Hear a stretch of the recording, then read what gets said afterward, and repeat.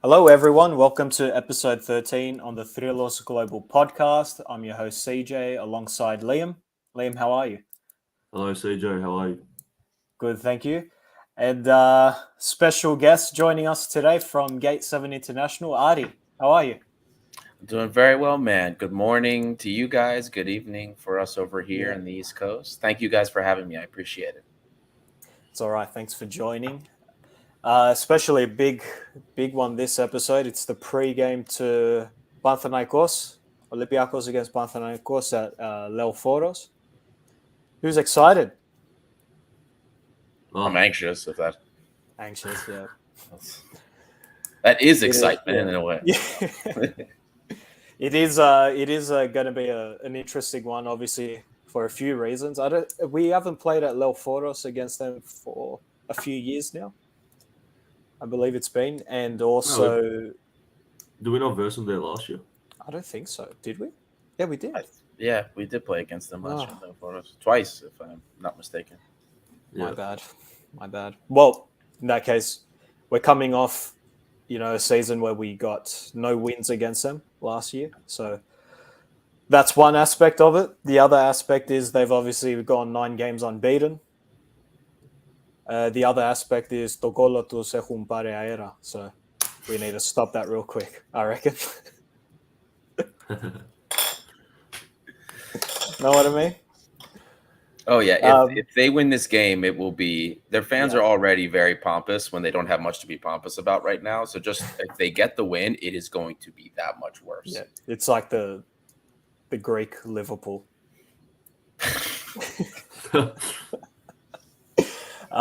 Before we get into all that, I made a post saying that the game against Nantes in our Europa League exit was important for the reasons like when it comes to morale, because obviously Olympiakos have taken quite a hit this season. It's bled out from last season as well. So, Adi, what did you think of the loss on Thursday for you? I think. Yeah, that's correct. Yeah, so the Europa League loss for me going into that game, I'll be honest with you guys, I really didn't care about it. I know my colleagues were interested in the win because they wanted the win for the momentum for this game. I was just worried about keeping the important players, the Mvilas, the Wang and Bombs, healthy for Panathinaikos, because at this point the European campaign was already done. Once we didn't get the win against Freiburg, that was it. It was over for us. It was a meaningless game. I don't care about the coefficient at this point. The Greek coefficient is done and dusted for this season. It's a nightmare. The season's already a nightmare. We have to salvage what we can salvage. So I didn't care about that game. I was surprised in the first half when we saw actually some solid ball being played by our second team, our B team, so to speak. But I really didn't care about the result. It didn't bother me. I wasn't upset by it. I know some people were. I wasn't really that concerned about the momentum coming into this game. I was focused 100% on this game and keeping the core pieces healthy for this game. Yeah, definitely agree. Liam, what did you think of the game? Well, yeah, same thing. Obviously, we're resting all our players for Panathinaikos. But some players did impress, I guess. It was good to see some younger kids getting a go, like the big, how do you pronounce his name, Kalegeropoulos in defence. Androutsos played really well, I thought. He whipped in a really nice ball in the first half where the keeper pulled off a great save. It was, obviously we're out. And yeah, like Ari said, the game against Panathinaikos is very important because the Greek coefficient is so bad that if we don't finish first, I don't think we have an opportunity of even qualifying for the Europa League or the Champions League.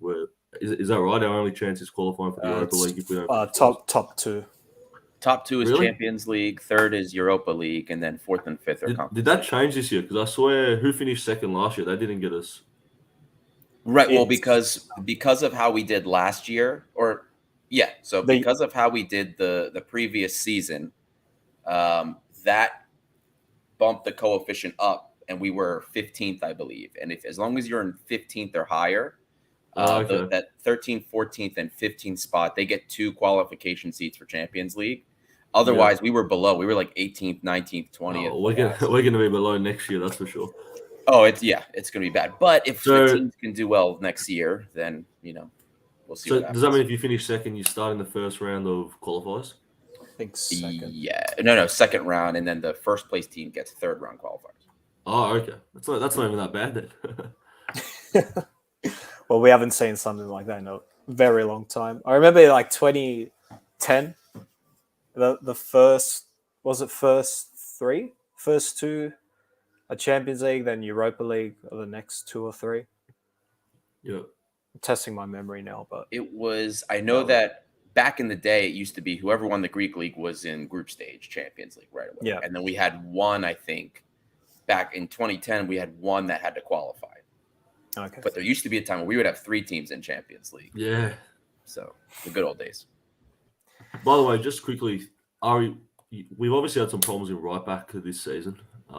With Rosalico, obviously not up to like what we thought he'd be up to, the standards. With Androutsos's performance, I was pretty impressed. Do you reckon he has any chance of maybe not breaking into the 11, but getting back into the squad for the rest of the Greek League matches? I think Androutsos, there's limits to his capability. He had a very good performance from what we normally have expected from him. And remember, this isn't his natural position. He has kind of had to make the right back position his own because Pedro Martins wouldn't play him in the midfield. Not that there was that much space for him anyway. He's very versatile. The unfortunate thing with versatile players is they're not usually starting 11 material. They're people that will play when they're needed in the positions that they're needed. I think he's a type of player that would be okay with that role. He wants to play at Olympiakos. He was in the Olympiakos Academy, and I think he would do whatever it took to stay with the team. And I think he made the case for himself at the very least to stay in Michel's plans. So it wouldn't surprise me moving forward to see him as a rotation player, somebody that can at least fulfill the depth at right back, especially with Vrsaljko, who's about as made of glass as Gary Rodriguez is, maybe worse. But I think he definitely gave Michel something to think about, and it wouldn't surprise me to see him stick around. Well, we have a comment here. Panathinaikos are a bunch of old hags. Thank you, D. Personally, I don't know. I think we should keep Androutsos, at least for this season, because we know that in January there has to be a clear out, and amongst that is Kenny Lala. He's gone. Do you guys think we should hold on to Vrsaljko? Because I don't think Mitchell is a fan of him, only based on the fact that he can't stay fit.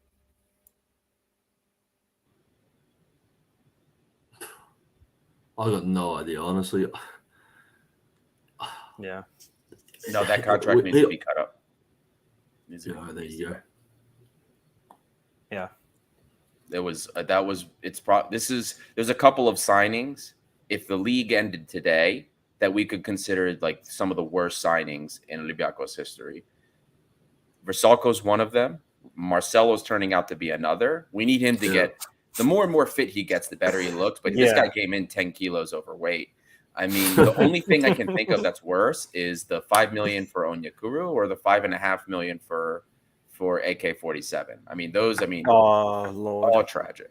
But the Vrsaljko thing was great on paper, but he's just, his knees are done, completely done. What about the big American De La Fuente? I think he should be getting more of an opportunity. He had that one bad game at the start of the season where he got done by the media. Where he missed those. We missed those sitters. But honestly, I think we should get another chance. What do you think, Ari, as a fellow American? As an American, I would love to see him get another chance. Unfortunately, there's a lot of rumors that have been flown around about the player. American media has hinted that he's going back to France. We've heard that he's probably going back to France in the winter. It doesn't look like he's getting a second chance. There's been rumors about his work ethic being quite poor. He's apparently the type of player that will leave, go into the locker room before the game's done and then leave before the team gets into the locker room, that kind of thing. So those are the rumors about him as a player. So it doesn't surprise me that he's going. I mean, and also for Olympiakos, we've seen worse happen to better players that have that have done things. And we've also seen worse happen to players that have had one opportunity like him and screw it up. You remember the Benzia, the Yacine Benzia thing a couple years ago? The red card at Red that Sox. Yeah. I mean, for some people, that's as egregious as missing 2 wide open chances in front of goals. So sometimes that's all it takes out of Olympiakos. Greek media is harsh, man. It's very harsh. Don't get me started. Yeah, the things with Greek media, a lot come out, and I read it. I'm like, how the hell did they come up with this? Like, it's very interesting with the Greek media. But on that point you said about Marcelo, the guy does look like he eats about Veka Yiradika before he goes out there. The guy's just so slow. He came for a holiday. He's been and a lot of the signings this season have actually been extremely anticlimactic, to say the least. Except, I'm not saying all of them, but De La Fuente, you can maybe make a case for Abubakar, but I'd never rated him. I never understood why we went for him. Marcelo, Vrsaljko, they've just... And Vrsaljko is not a bad player, but he's not going to be able to build up any type of form because he's playing 2-3 games and he's out. 2-3 games and he's out. Avila has also... He's not injury prone, but he's, been sidelined a few times already this season. So, if you know what I mean, like at the start of the season, we were discussing on the show, Adi, that we felt at least the right back position has somewhat been sorted, because even though Avila, I don't think he's the best defender, but he can at least get forward, get the ball in. And Vrsaljko obviously is very experienced, and it's just, for his case, it was maybe just a matter of game time, but they're both proving to be a bit... Vrsaljko more than Avila, just to be a bit iffy on the whole thing. So that's another position already that's in dire straits, to say the least, unless Mitchell rates Drutsos back in the team, but who knows? He obviously was just playing into rest. Avila. I mean, when it comes to the right back, the Vrsaljko signing, first of all, there was the big was if he could stay healthy. I had said that in the scouting report that I did on him. If he stays healthy, the closest I could compare him to was like Dorosivis. Not a very fancy player, not a very technical player, but physically capable and can do the things that you would expect very well. He doesn't lose the ball very often, doesn't get beat very often, but he had to stay healthy, and his knees are done. The guy's knees are completely done. The second he said that he couldn't give any more to the national team and the Croatian media, that's when we knew, oh my God, this was a huge mistake. Because this guy came here so that he could make it for the World Cup. So 5 million as well, wasn't it? For Vrsaljko? No. He was free. Oh, I think that was his market value. My bad. Yeah. So look, it was because he was free, like it was relatively lower risk compared to some other signings that we made.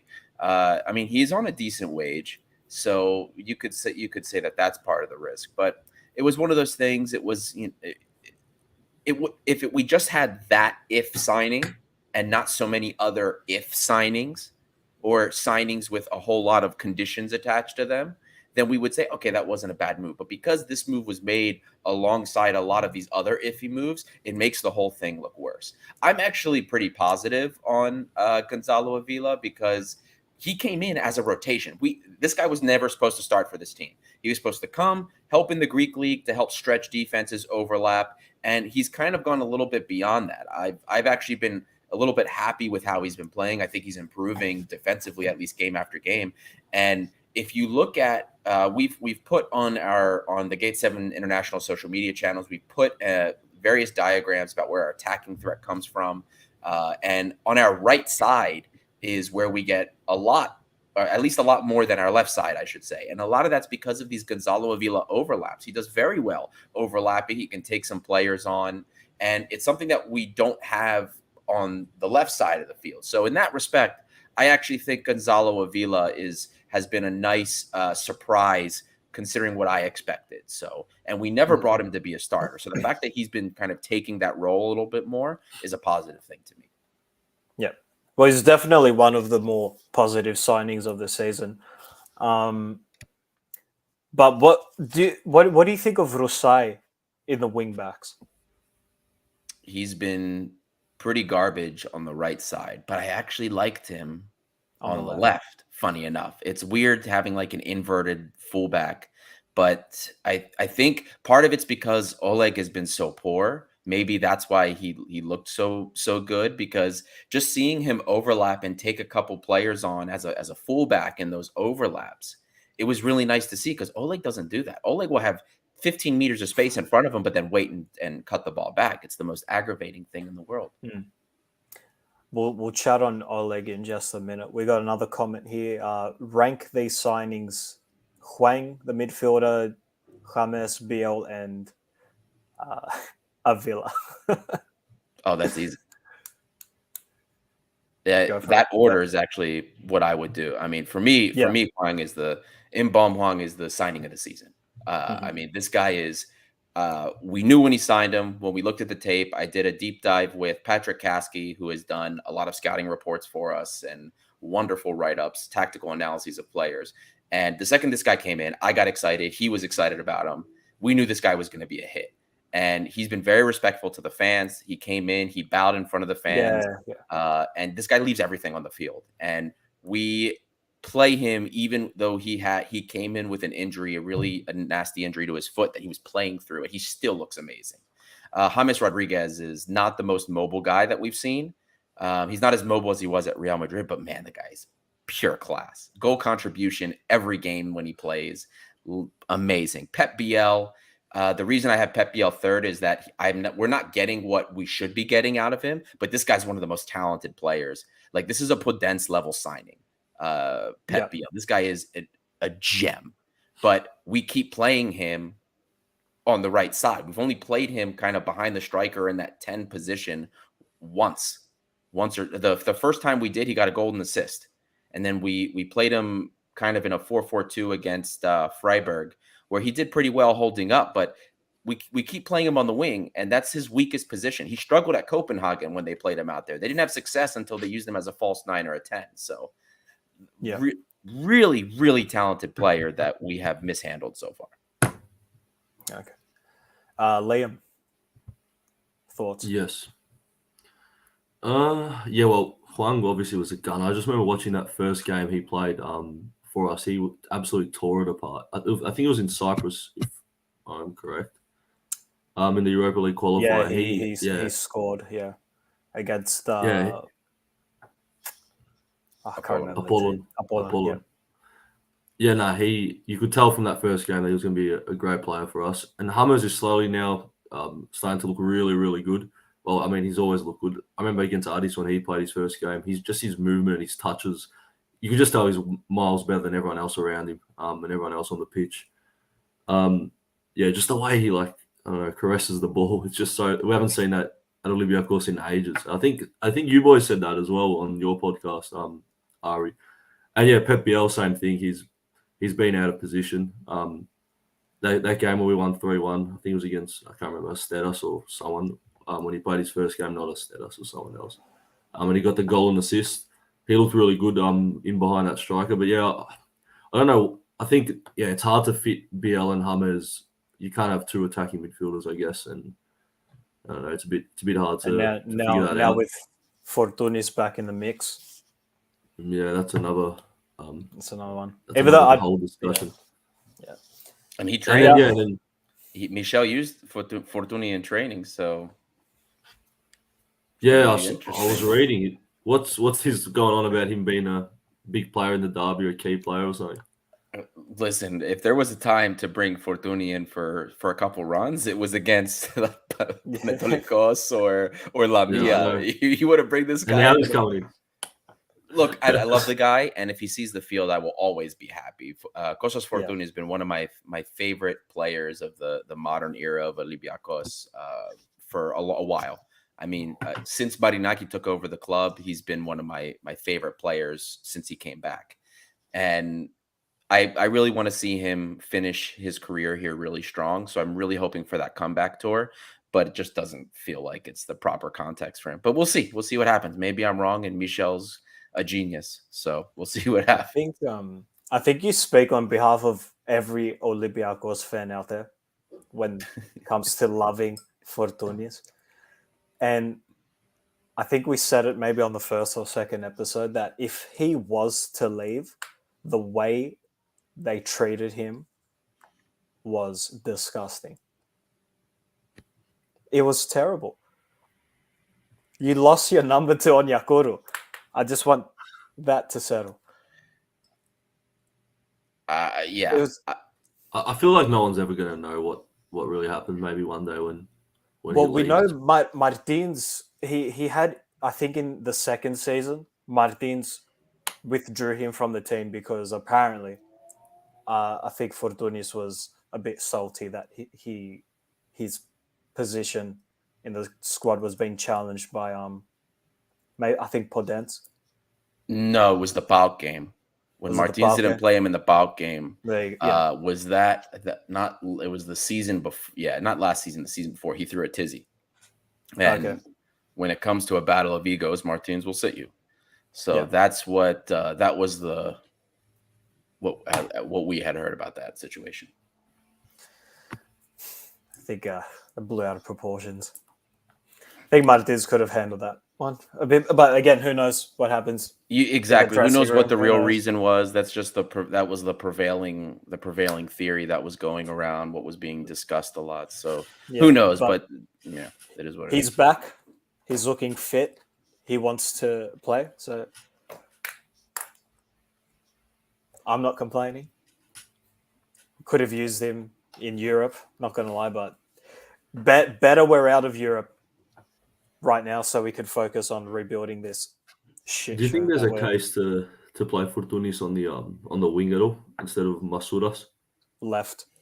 Play him on the left. You could, yeah, but you see what happens when you play Fortuny on the wing. You're never going to get he's going to sit. He's going to go central. You're going to lose your width out there. It happens for the national team. It that's true. happens for Olympiakos. You have to play him behind the striker. That's where you get the magic. I mean, I'd still take him out there because unfortunately Masouras just hasn't done it this season. He's come back to earth with respect to his form, his goal scoring, and things like that. But Masouras is starting. Don't hope for anything else. Masouras is going to start, and so will Oleg on the left. It's going to be a little bit more pessimistic, a little bit more conservative because Masouras actually tracks back. But that's what you're going to see on the left side. Yeah, and obviously we have to go for the win. That's the thing. You're talking about being conservative. I feel like a draw's not going to. We're 10 points behind. Yeah, how do you think he's going to manage that? Like, is he going to look to just keep it compact the first 60 minutes and maybe? Look, I think Mitchell's a really good motivator. I'm not worried about being conservative at LEOFOROS. I'm worried about some bullshit happening and they scrape like a crappy 1-0, 2-1 in the 90th minute. Because the truth is, like, attacking, we're not that great. We're not that great. But the amount of balls Panathinaikos have gotten into the penalty box this season so far is way more than us. And I think Olympiakos are going in with Fortia because we did against Freiburg. I was expecting to be absolutely demolished by Freiburg. I was honestly thinking, yeah, we've lost 4-0. So, and it's been proven in the past, Mitchell's a great motivator. I'm not worried about anything. I don't know about you guys. I'm anxious. I don't want to lose. I want to smash him, but it's we've seen it before. Like some bull crap in the 90th minute, or whatever, or something even in the 20th minute that will decide the game's fate already. Like, you know how like the Apple give bulk 10 minutes stoppage time every game, like something like that's going to happen. Look, if you look at the underlying data for both teams, let's just talk goals, XG, XA, XGA, all of that kind of stuff. Panathinaikos outperforms all of those expectations. Olympiakos does not. Part of the reason for that, CJ, you already brought it up. Panathinaikos has one of the highest ratios of shots inside the penalty area. On top of that, they have the largest shot the highest shot efficiency in the Greek Super League. 40% of all of their shots are on target. Olympiakos is one of the worst in the Super League with just about 30%. There's only 2 teams worse than Olympiakos when it comes to shot efficiency or shot on target efficiency. So those could be 2 of the things that lead to why Panathinaikos is outperforming their expectations and why Olympiakos is not, because all things held equal, we have just about the same number of goal scoring opportunities and goal scoring opportunities against. In fact, defensively, we concede the same amount of big scoring goal opportunities on a per 90-minute basis, both Panathinaikos and Olympiakos. So we both similarly have very good defenses in terms of how we limit the number of attacks against us. But the difference is Panathinaikos actually can stop chances, and all of those chances against we lead goals we have. So we underperform in that respect, and we're not scoring as many goals as we are getting good opportunities. Panathinaikos is.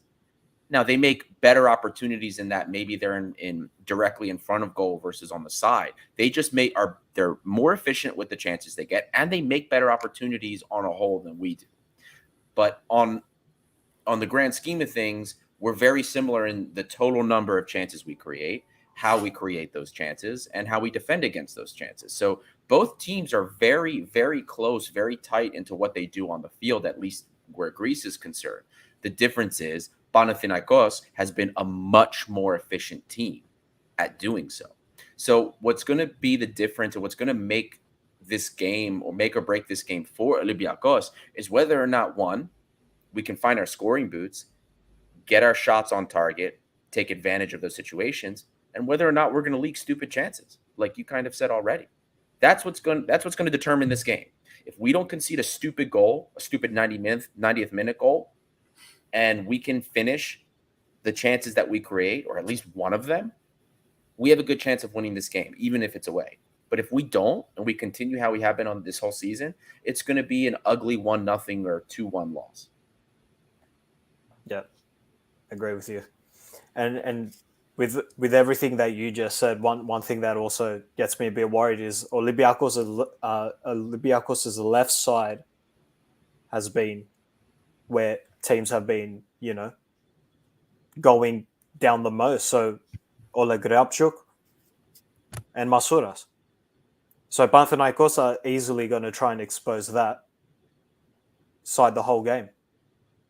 Unless, obviously, they're struggling, but the stats don't lie. And, I don't know.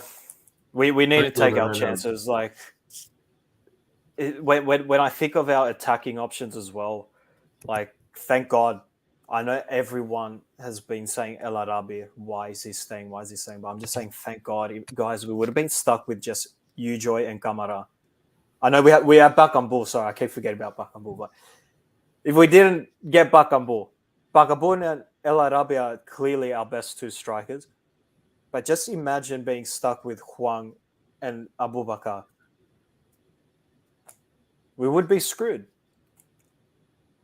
And another thing, if Panathinaikos are that threatening, which they are, who are your 2 centre-backs that you're putting out this game? Bar's injured. Sisay, we don't know where he's at mentally. I think maybe it's time for him to go. So we're left with Socrates and Doi. Doi has earned a starting position for me personally. But who would you partner him with? Keep him with Socrates, man. One of the issues that we've had, the leaky goals that we've had this season, is that we haven't had we've had a different center back pairing almost every game. Only now in the last few games have we finally had stability in that with Ndoye and Socrates. So now Socrates, as everybody knows, he's up there in age. He's not as fast as he used to be. He's slow, but he's a veteran. He's got experience. You pair a guy like that with somebody like Doi, who is aggressive, passionate, physical. You have something there. You have a partnership that that can defend well. Now you just worry about what's on the other side of those two. So I'm sticking with that. I'm sticking with Socrates and Ndoye. Ndoye has already showed me that he has the mental characteristics for a derby like this. Coming back from an own goal in his debut and just putting the work in and continuing to move despite that is huge for a young player like that. We've seen young players get chewed up by Olympiakos. You guys remember the Nicolau debacle against Barcelona? Yeah. I mean, he scored at the end as well. So it was funny. Yeah. Exactly. But players get chewed up and spit out in scenarios like this. And Ndoye, he didn't let it affect him, and he just continued to play and has continued to play his heart out of position, by the way. He's a defensive midfielder. So you run with those two. We've looked the most stable as we have this season when those two have been playing and developing chemistry, and then you work with that going forward. Yep, I agree. And I don't know if it's a mental thing with sorry, Liam. Go ahead. No, yeah, you go first. I want to bring up something else. I was just going to say, like, if I feel like obviously Ndoye's learning a lot from Socrates as well, but I feel like it's working vice versa as well. So Socrates is getting like, I don't know, he feels like, oh, you know, like he's a younger guy next to me, so I need to like show him the way, sort of thing. So I love Socrates. I'm just like a big fan of Socrates, regardless of the career he's done. But I'm just a big fan. I was just going to say, in regards to the ethniki and Ndoye, is he representing Greece or Albania? Because I had a look at his records the other day. He's played for both in his junior years. Do you know, Ari? Or? He has gotten caps for Albania at the youth level. Yeah. But we were also told he did play for. He's had a couple caps for Greece as well. For Greece as well, level too. So there are some that think he would probably play for Albania, but then there are some that say that he's grown up in Greece. He is Greek. He speaks Greek. So there are some that believe if Greece wanted him, he would play for Greece. Jury's out on that still. I've heard things on both sides. He would be a great. He looks like a very solid player. Give him a few years. I think he'll be a gun. Yeah, he's still a teenager, guys. He's like, exactly. Remember that he's like, this is this is what we wanted to see for so long. These young kids getting these opportunities, and look what happened. Exactly, Beautiful. And that's another thing I want to ask you with our left back crisis. Would you have kept Fotis Skitsos at left back? We've talked about this a lot. I rated him that season. He got a bit of chances with Martins, if you remember, to the back end of, I can't remember what season it was now. But yeah, with how bad Reabchuk's been, and I mean, Marcelo wasn't there when Skitsos left, but would you have kept him?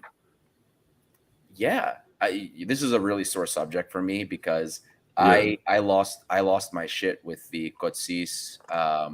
He had that article last year about Project Nutsimikas, and it was about Kitsos because Kitsos started at left wing and they were transitioning into left wing back.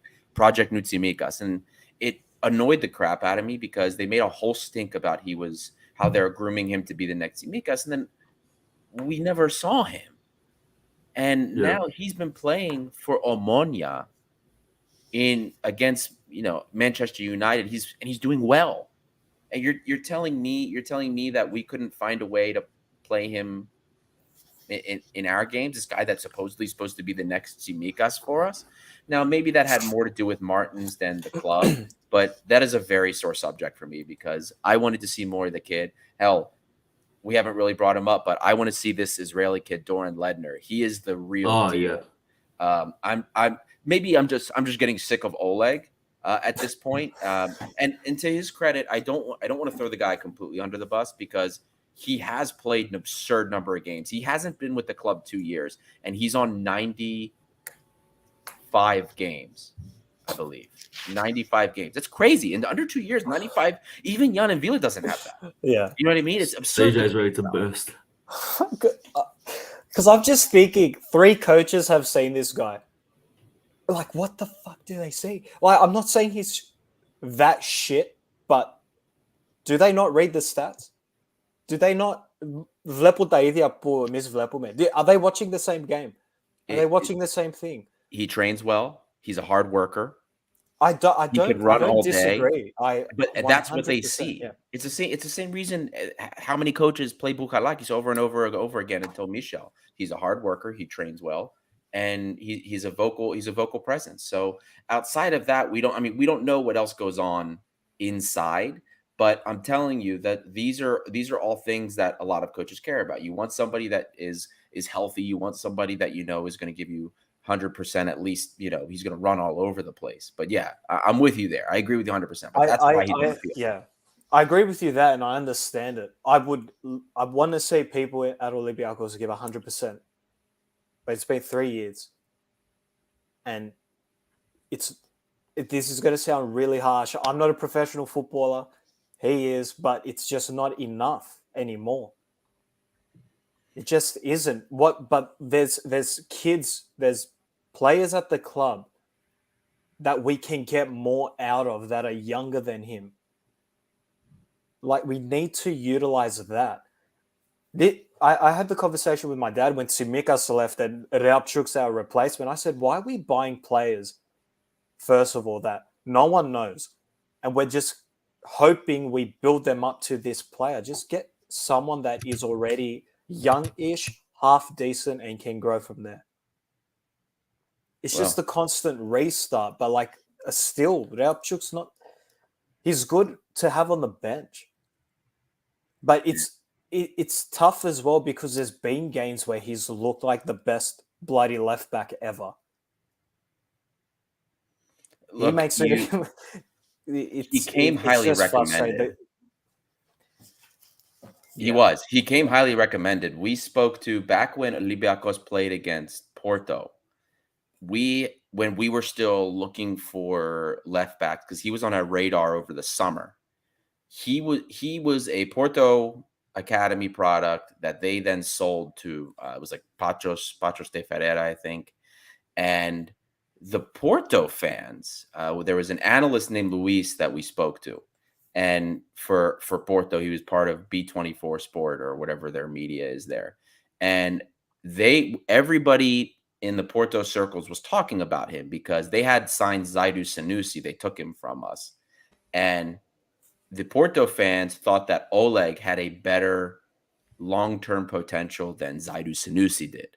So he came very highly recommended. There were a lot of people looking for him. Porto was fighting tooth and nail to get him back from Patros when we were trying to get him. So there was something there. There was a reason why we went after him. He wasn't super expensive either. We were looking at other guys for higher price points like Miguel Trauco, if you guys remember that back then. Zaidu, of course. Vinagre. Ruben Vinagre. That was the guy didn't want to be here. He's a talented kid. He just didn't want to be in Greece. Yeah. But and so he came there, and at the time we didn't have anything else. And unfortunately, Olympiakos there's no finished or semi-finished product that we can get to and we can afford. Doran Ledner is a young, kind of like on the same term what you're thinking of, and we spent $2 million for him. We don't do that normally, and that was a scouting department fine. So, the whole thing. It doesn't help that he's been played every day. Like I said, 95 games in 2 years. That's crazy. So we're running him into the ground. He is bionic, but he's ineffective. It's all those things. Yeah, I'm not he might grow even more, but I think the guy needs like a month off. He just he just can't look at a balla for a month. Dead set. And especially, was it last season or the season before? Even in the cup games, we're like, surely Martins is going to play Gitsos and he's playing Realchuk. Yeah. We'll get back to that, but we have a comment here from Chase and Nathan. Based on the current economic crisis happening in South Africa, how does this affect a great club like Olympiakos? Because rumors of a recount in the elections may affect current signings. No idea. So you got an answer for that, mate? Look, Chrysos takes care of all that stuff for us. These questions. we got one more. What happened to Zinkernagel? Surely he is the biggest papia. He went on loan to Stanley. I think he's doing great at Belgium. He's doing fantastic. He's doing all right. Yeah. How does that work? He was literally the worst player I've ever seen for us, and he's doing well there now. He was played out of position. He's a 10 and right wing, and we only played him left wing. I don't know what Martins was thinking with that. I feel bad for the guy in a respect, because he was brought in, probably promised certain things by Martins. Martins lost the plot, played this guy completely out of position, played a lot of people out of position. New coach comes in, Corberan, and Corberan wants certain things and to do certain things, and basically tells Zinkernagel, by cutting him from the EU list, goodbye. So imagine you come in to play for a team. You're not played in your natural position. You're played out of position. And he was our leader with goals, don't forget, at the time Corberan came, as sad as that is. So you're scoring goals, you're doing things being played out of position, and then all of a sudden a new coach comes in and tells you to F off. So I understand this guy wants to play. He wants to play in the World Cup. So his World Cup aspirations were in jeopardy because of this. So it's a tough situation. I rate him as a player. I blame more the management of that for why we didn't get out of him what we could have. He's an inconsistent player, or at least he was an inconsistent player for Forest as well, but he had something to offer us. And I don't think it was managed properly. The chaos of the managerial changes and the backroom changes, I think, had more to do with it than anything else. The thing is now he probably doesn't have a place back in the squad when he comes back from loan with all the players we've got now. BL, James, I guess for goodness. They'll buy him. I have a feeling they'll buy him. This is going to sound a bit controversial, but I would have preferred him even out of position over Masouras right now. Yeah, I think a lot of people. And I don't really rate Zinkernagel. That's just my opinion. You hated him. I understand one thing being out of position, but like if the ball's coming to you in Akoma, Disco Levis. Well, Ari, you reckon we'll buy him, but where does he? Do you think Hummers will stay past this season, or? I hope so. Oh my god! Because if he does stay, where does Zinkernagel go? No, I mean, I think the season he's having in Belgium, and he's already said that he feels home over there. The club loves him. The fans love him. Yeah, I think he meant Standard Liège would buy him. Sorry. Yeah. I thought you meant. That's I just got completely confused. I thought you meant we're going to bring him back into the squad. No, I don't think that's happening. I think he's going to. I don't think he, given what happened over the summer, I don't think he would want to come back. Just that's my opinion. But I think they'll buy him. I mean, he doesn't have an expensive buyout, and he's doing very well over there, so they'll probably buy him. I hope James stays. So that's what is James' contract? It's just a 1 year free deal. James was brought on a similar deal like with Marcelo, like a 1+1. 1+1. 1+1. I hope he stays, because I think like the more in shape he gets and the more that he connects with some of our players, like him, some of the interplay between him, Pep Biel, and Villa and Wang Yinbom has been gorgeous. So that would be lovely to have at the start of the summer. Yeah. What's the terms for that extra year? Is it just if the club activates it, or? Yeah. With James, it would be. Well, I know with Marcelo, it's performance based. So the number of games that he plays, that kind of thing, will trigger the renewal for Marcelo. From James' side, I'm not sure. The details were a little bit grainier. I know it's a 1+1, but I'm not sure how much of it is up to him and how much of it's up to the club. So that I can't tell you. Got a comment here from Manos. Hi guys, Gate 7 brought me here. Adi surely has a massive crowd following him. Oh, Manos, what's up, buddy? Good to see you. Yeah, Manos is a regular. He's always on our shows all the time. Good to see you, buddy. Thank you for hopping in and tuning into the guys here. I appreciate it. Thank you, Mano, for your comment. He's also commented 1+1 from the player side or from the club side. If he's referring to Marcelo, it's club side. So if he plays a certain number of games, the club will automatically renew his contract. With James, I am not sure if the 1+1 is for James to accept, or if it's a 1+1 for the club. I don't know the details on. Let's hope it's for the club, because I really want to keep him. I hope so too, man. I hope we do everything in our power to keep him. So I think it's going to depend where we finish and what position we're in at the end of the season. If we're looking like we can make Champions League or even maybe Europa League. I don't know. I guess he'll stay. We'll see. What are you going to say, CJ? I was just going to say, out of the two, I'd want James, not Marcelo. Oh yeah, obviously. Oh yeah, easily. Marcelo, sorry. Oh, no, go ahead, Artie. Yeah. No, I was sorry, going to say. Liam, sorry. Yeah. You go first, CJ. Go.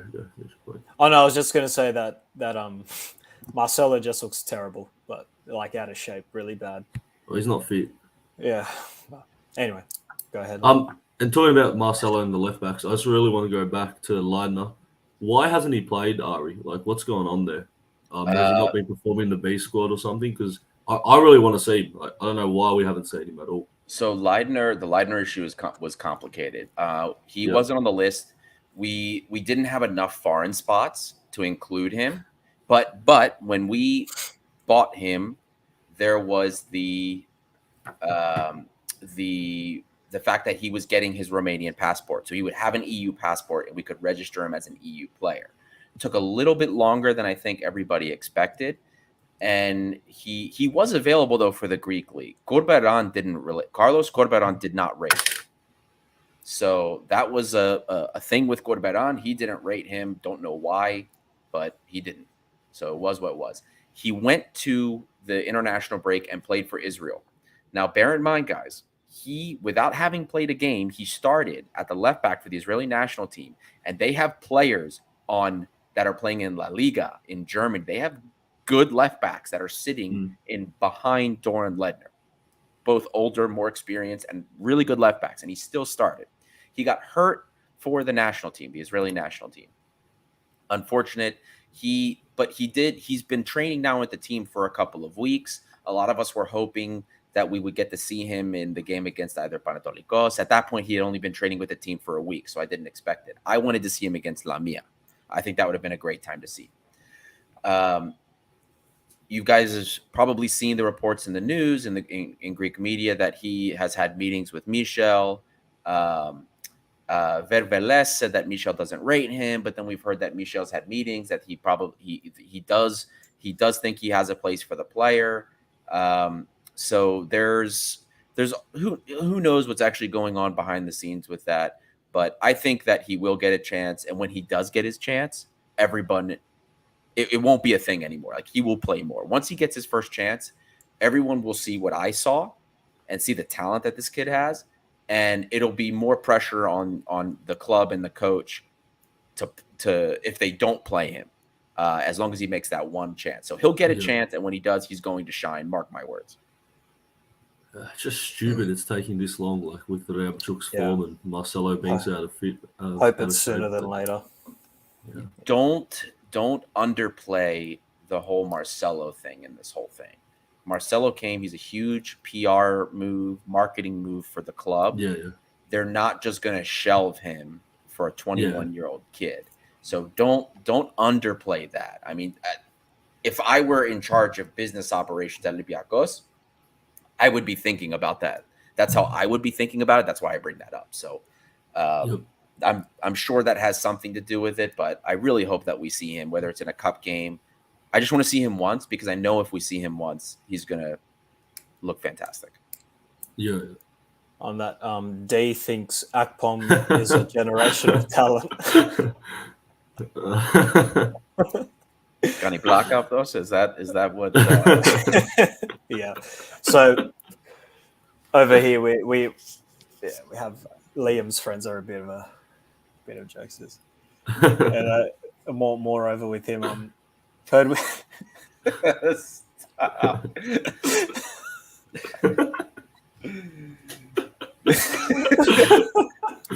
Do you know what's funny though? Like they changed their name, so I don't know who's doing it. Yeah.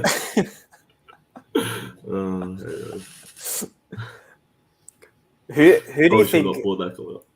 I think we can all agree that Alpchuk is the I don't want to say obvious, but obvious candidate to start left back. Mm-hmm. Obviously, Leidner hasn't been caught up.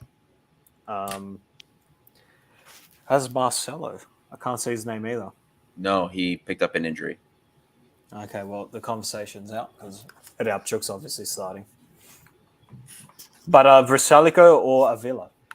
What do you reckon? For this game, Villa probably. Who would you go with?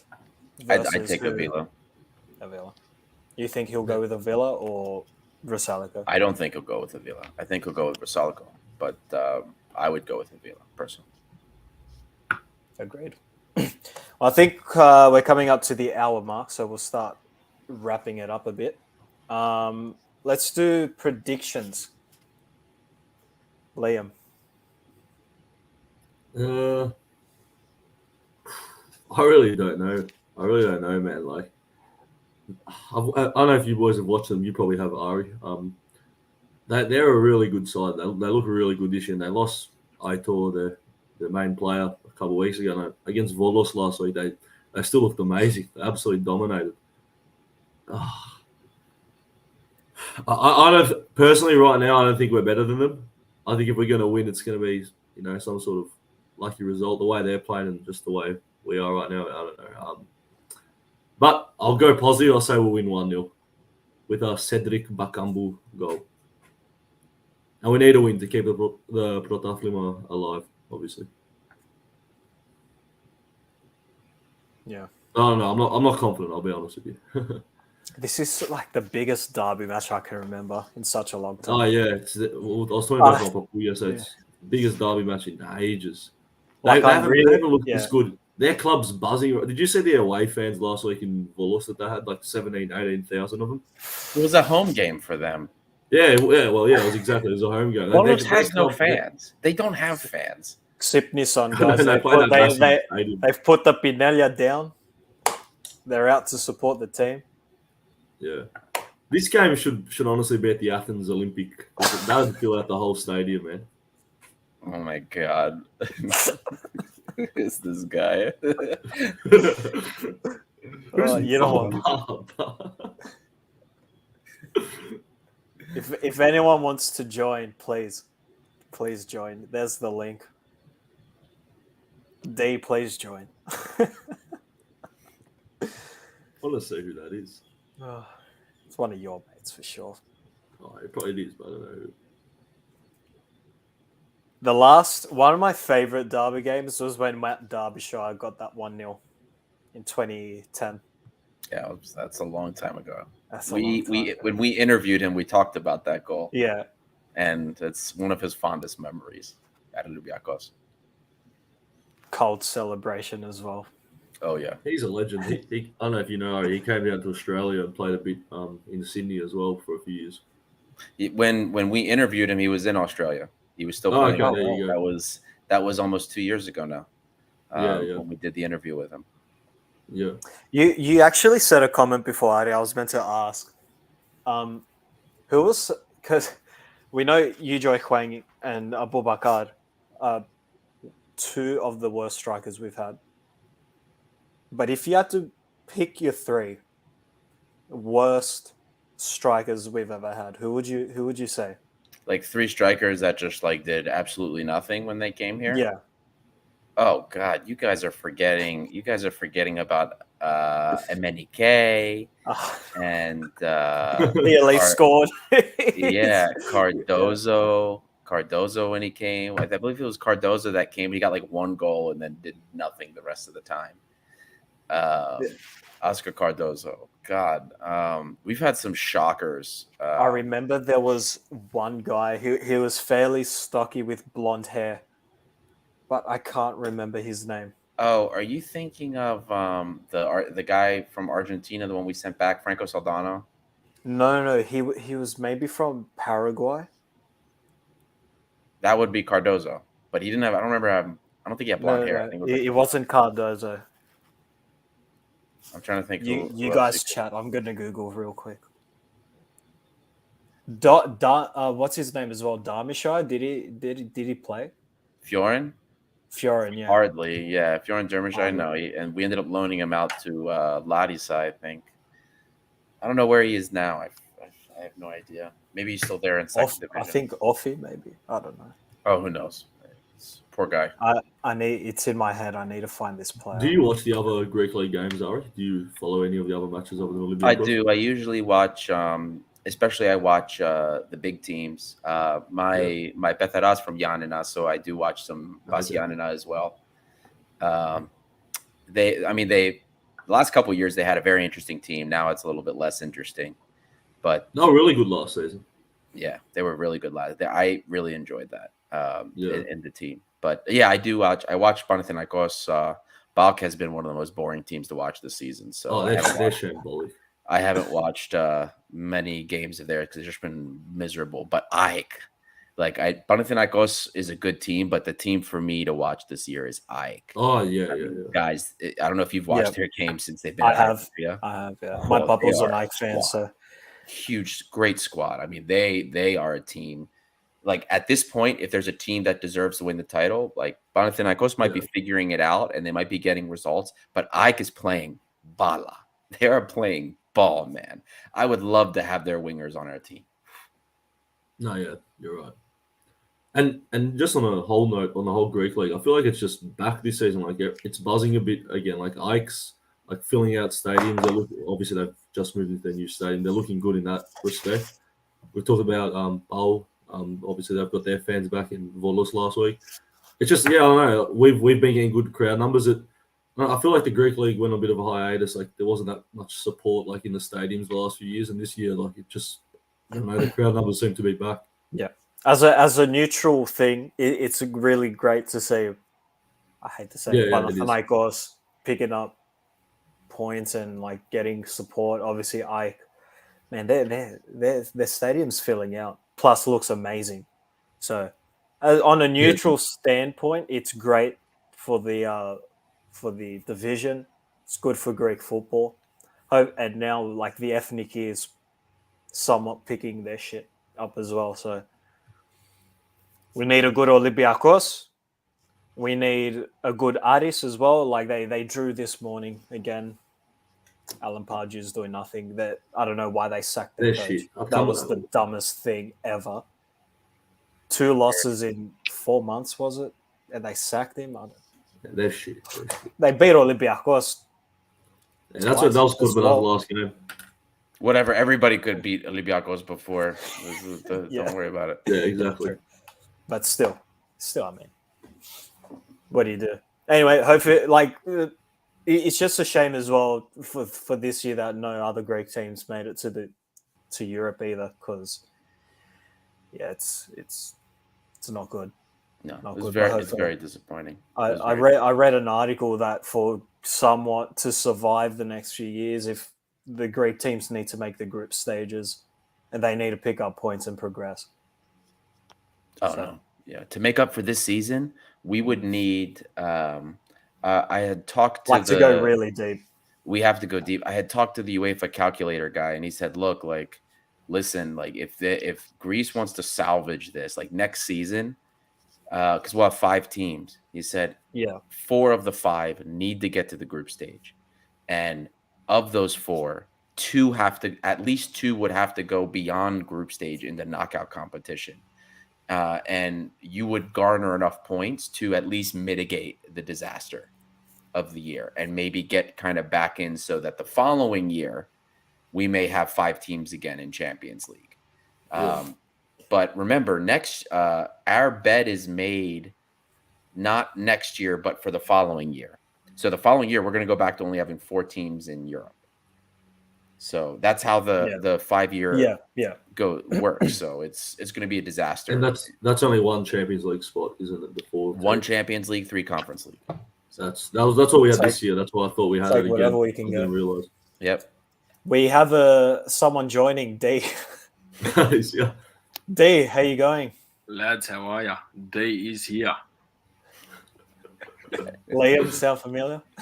Yeah, I know who it is now. I've got one question, lads. Why can't we buy Bruno Felipe to get the perfect link with Marcelo? He's at Almunia now, isn't he? He's at Almunia. We should buy him. He's 28. Come on. Get a bit of experience in that midfield that is lacking depth right now. Maybe when he's 32, we can buy him. Yeah, we need he's Bukalakis-esque. Good player.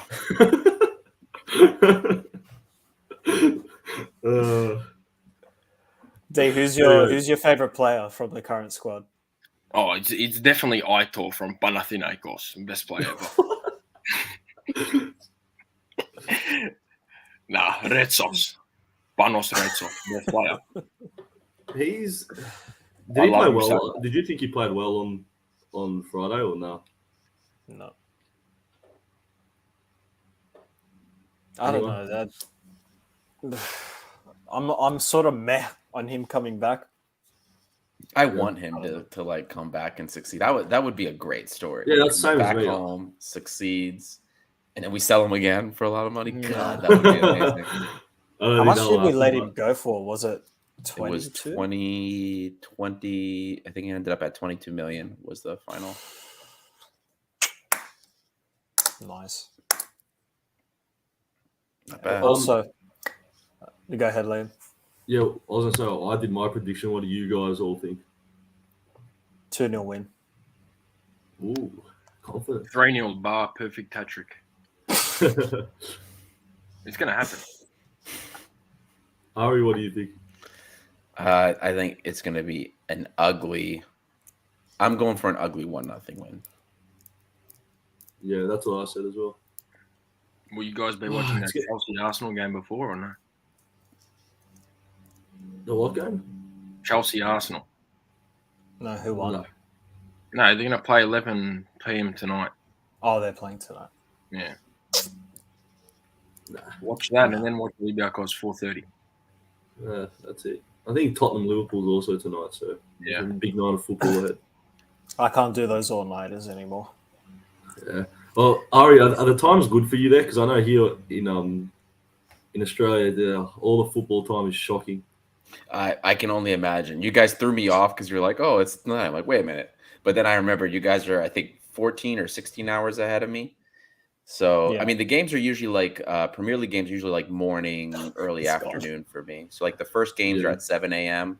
Oh, wow. Like I'll be getting up early to watch Chelsea Arsenal because I think that's a 7 a.m. game for me tomorrow. So I'll get up early to watch that game. My son wakes me up anyway, but then they're done by afternoon. Because I know here in Australia with the World Cup obviously coming up, there's a big dilemma with what times they're going to put the Australia games on for us. And they've actually managed to do us all right. Like I think we have a 7 a.m. game, a 9 p.m. game. So, well, that's not bad. The first one's at 6 a.m. I think. Yeah, 6. That's against France. France. And then Denmark at 9 on Saturday. Come on, Aussies. The last one I can't remember. Yeah, I don't know. That's not bad. Are you going to be doing any World Cup content on Gate 7 or? Yeah, actually, we have. We brought it up on one of the shows, but I'm going to be doing with the Bet US sponsorship we have. I'm going to be doing a Bettor's Corner, so I'm going to be evaluating games, doing some bets. I'm going to be picking bets that I'm going to be making, evaluating bets that I think people should be making. I think you guys call them tips. Is that? Am I getting that right? Yeah. So I'll be doing tips for your Australian audience. But yeah, I'm going to be doing that through Bet US. Bets. Bets. Yeah. My props, my odds. In my household, we call them amarties.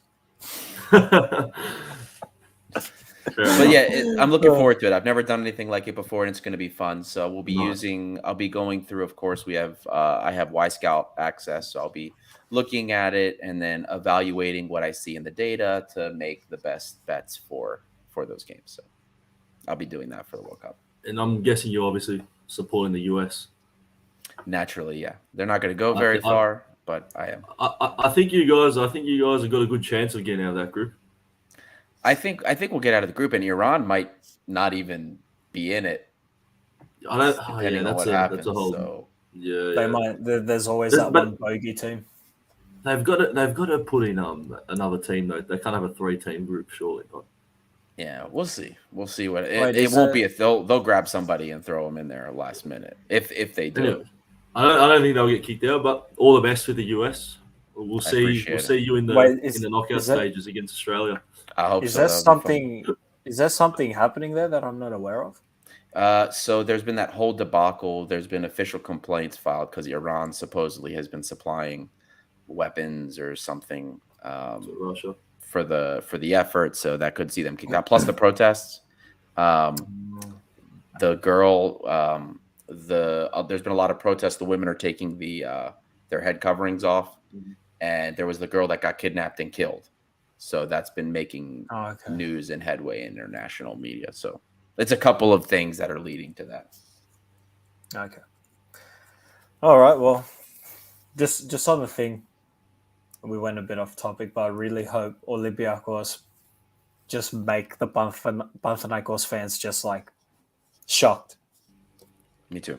Like, I hope it's somewhat of a performance where they're like, what the hell?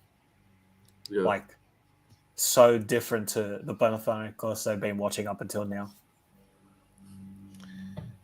Me too. I hope so. I hope. We all hope, because a win here changes the season.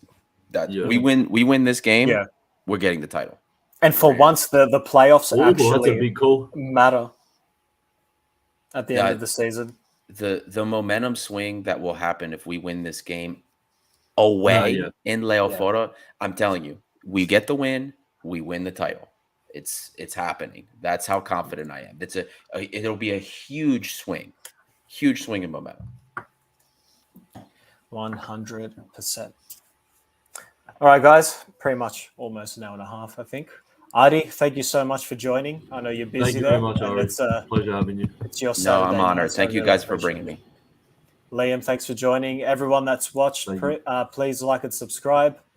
Obviously, head over to Gate 7. Subscribe if you haven't already. And Πάμε Olympiakos. See you guys.